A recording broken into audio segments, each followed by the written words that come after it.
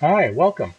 I'm making this video to see if it's possible to clearly hear the difference between new capacitors and very old capacitors. So electrolytic capacitors, as they age, their performance decreases.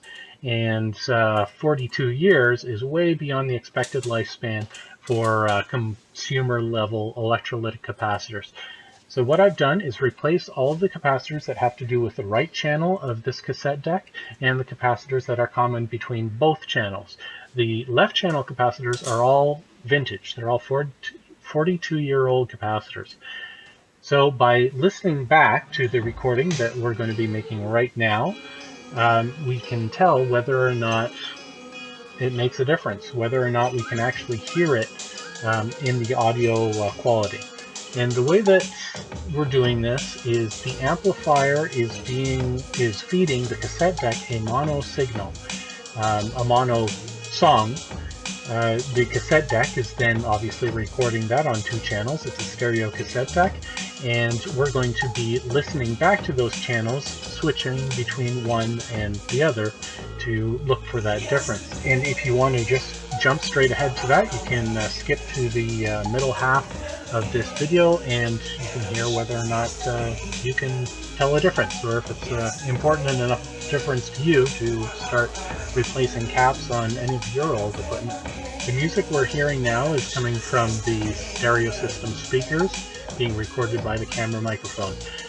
When we listen to the playback, I'm going to switch that so that it's coming directly out of the cassette deck and into the computer for more direct recording, so we can get a better sense for any differences in the audio.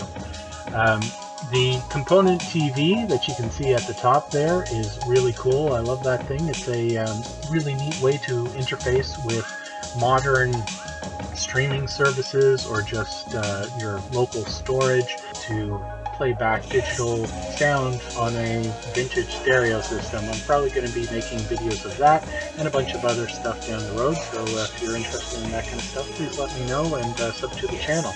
Now, the music we're listening to is Yesterday by Otis Mcdonald. It's from the YouTube audio library.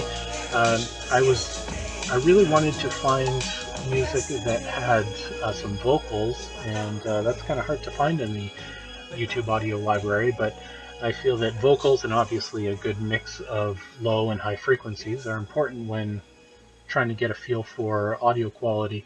The cassette that we're using is a Type 2 cassette.